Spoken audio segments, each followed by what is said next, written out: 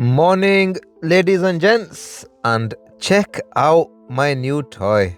Those of you that are regular viewers, you should be aware that Kia dropped this off for us last night, and today we're going to take it camping.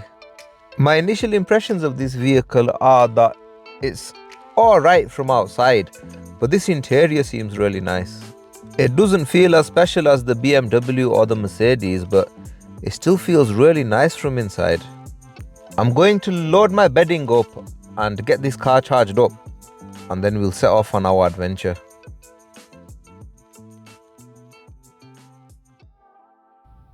This is what it sounds like when you start it up, and I think this is annoying. It sounds like a 90s games console, but some of you might like it.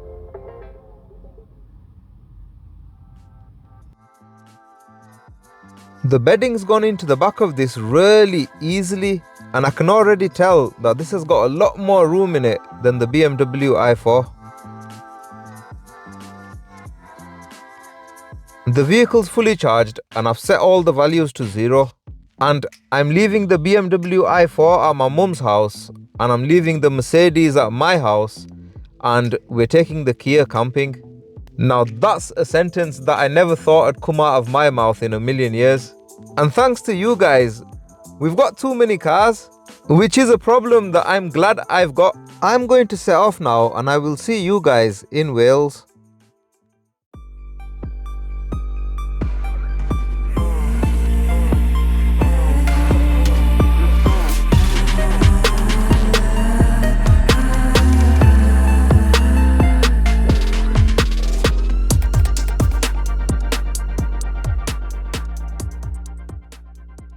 Right, ladies and gents, we're just around the corner from Blackrock Sands, and my sat-nav's decided to bring me up this narrow countryside road. And this road is rather beautiful, but what's really worrying me is the fact that this vehicle's a lot wider than my BMW i4, and I don't want to be scratching the paintwork because this vehicle was delivered to me with only 500 miles on the clock. So I'm proper crapping myself right now. But apart from the width issue, this has been a proper joy to drive. And so far from all the vehicles that I have driven, this is the most comfortable. We have driven all the way from Leeds to North Wales, and it doesn't feel like I've driven that much. This vehicle is so comfortable, it feels like I'm sat on my sofa at home. And I never thought a Kia would be more comfortable than a Mercedes. So if I had to do really long trips on a regular basis, this is the car that I'd want to do them in. And I think this extreme relaxation is as a result of the fact that the seating position in this vehicle is absolutely perfect for me. And when you combine that with the adaptive cruise control, which is so amazing that it's practically driven the vehicle from Leeds all the way to Wales for me. I've not had to do anything apart from just sit there and hold the steering. And these things combined have produced the most relaxing vehicle that I have ever driven. And it's a Kia. I'm going to continue now, and I will see you guys at Blackrock Sands.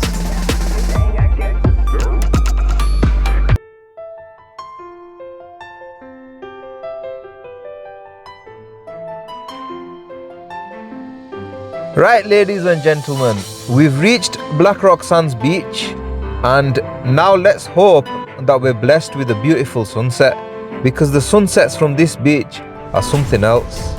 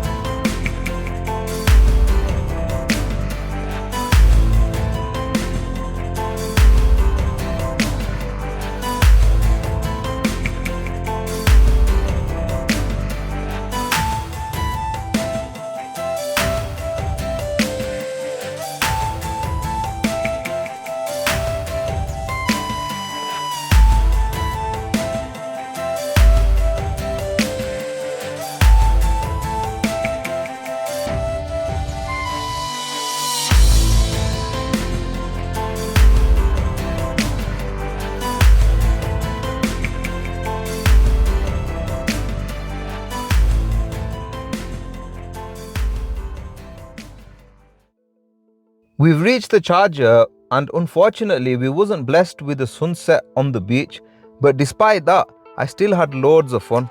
And now we're going to go over the boring stuff.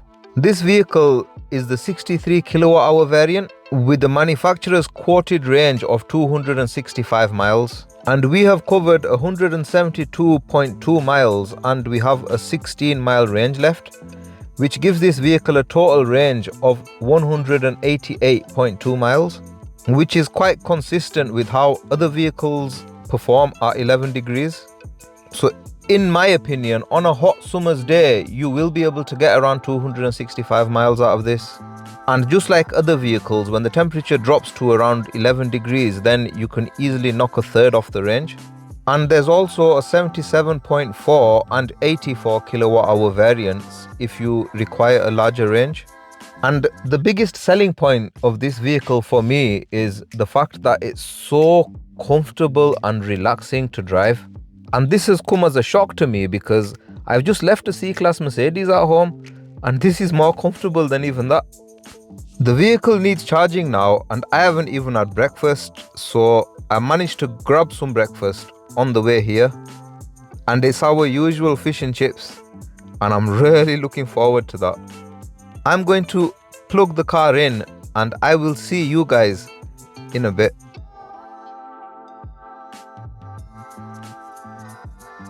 The car's on charge, and it's saying it's going to take 5.5 hours to get full. And for most of you guys, that would be a total pain in the backside. But for me, that works out perfectly. And that's because I need to have some food and then take my painkillers and then lie down and wait for the effects of the painkillers to first kick in and then wear off. And then I'm going to be able to drive. So I can't drive for many hours anyway, so this charge is perfect for me. So I'm going to have my breakfast at almost 6 p.m. and then I need to sort out the bedding in the back because things are all over the place at the moment. And once the vehicle is full and I get to tonight's park up, it's probably going to be about 11 o'clock and it's going to be too dark for me to show you guys anything anyway. So I'm going to call it a night now, and I will see you guys in the morning, hopefully surrounded by nature.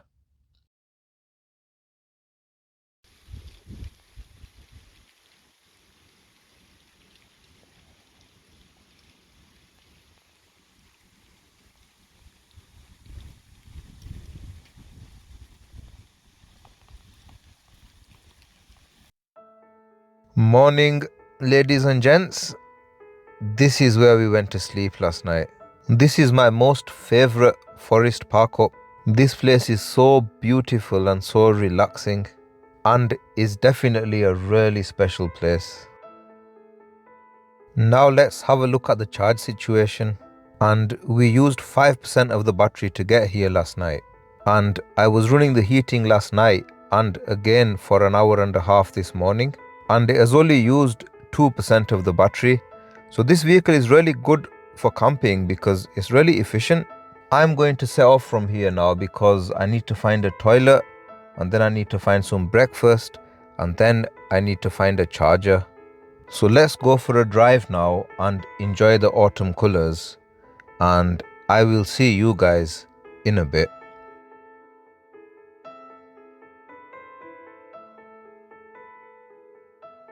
This spot's so relaxing that I could just sit here all day, but we do need to get going now.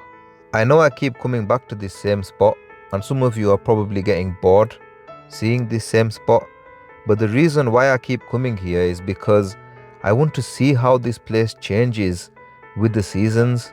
And if you look at my previous videos and my future videos, you will be able to see how this spot develops over the year in all the different seasons.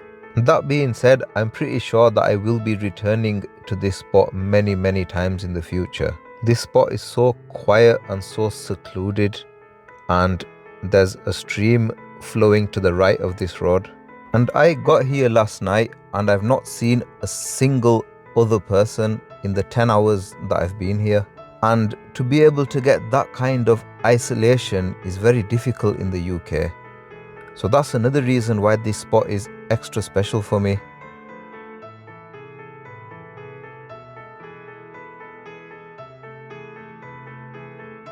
Now let's talk about this car. I've already mentioned how comfortable it is, but I don't think I've mentioned how fun to drive this is. And it handles really well for the size of car it is. And I think that's mostly down to the fact that the batteries are in the floor, so the center of gravity in this vehicle is really low. And as a result, it handles really well. And on these country roads, I'd take handling over power all day long, because you're really limited to how much power you can use on these roads. I'm just going around one bend and right in front of me is a second one. This car's only got 168 brake horsepower, but it feels just as powerful as the Ford Mustang Mach-E, which allegedly had 294 brake horse.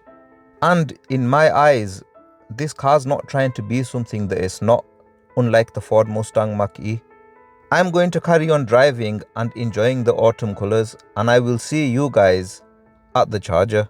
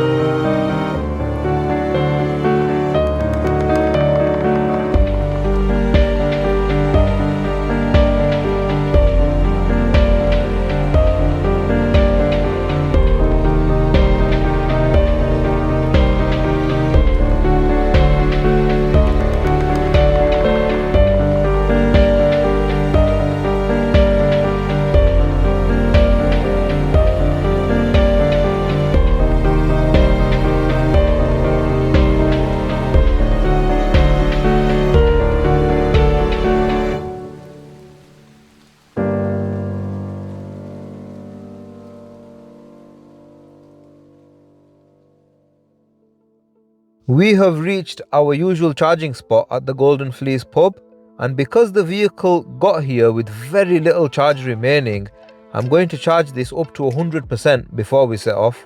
And since the last charge, we've used 16% of the battery and we've covered 28.6 miles, and we have a remaining range of 183 miles, and this gives the vehicle a total range of 211.6 miles. And on the way here we did 188.2 miles, which leads me to believe that this vehicle is less efficient on the motorway and more efficient on local roads. And this is generally how EVs perform, apart from the BMW i4, because that's the only vehicle that I've driven so far that's more efficient on motorway and less efficient on local roads. And that's just based on my own personal observations and is not really a scientific test. I'm going to quickly plug this car in and get it charged up so that we can set off on the return journey. This is what the back of the camper looks like, and last night was so comfortable, and I can officially confirm that this vehicle has got more room in the back of it than the BMW i4, and I'm qualified to make that call because I slept in there last night. Right, ladies and gents, she's fully charged up and now we're going to set off back home, and I'm pretty sure this is going to be a really relaxing journey.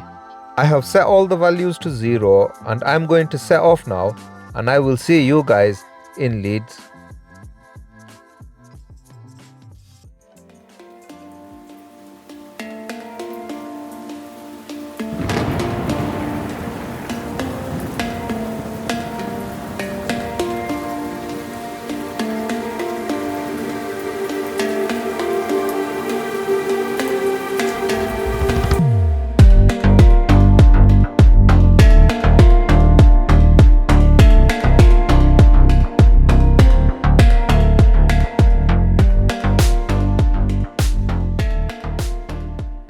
Right, ladies and gents, I found a really big problem with this car, and it's to do with the cruise control. It keeps switching itself off randomly and braking, and since we set off it's done it about 7 or 8 times, and on this last occasion we were going around a bend at 70 miles an hour and it switched the cruise control off and started braking, and it scared the hell out of me. I think this has probably got something to do with the fact that it's raining. Maybe the vehicle can't see the lines in the road, or it's struggling for grip or something. But this is the only vehicle that I have ever driven that does this.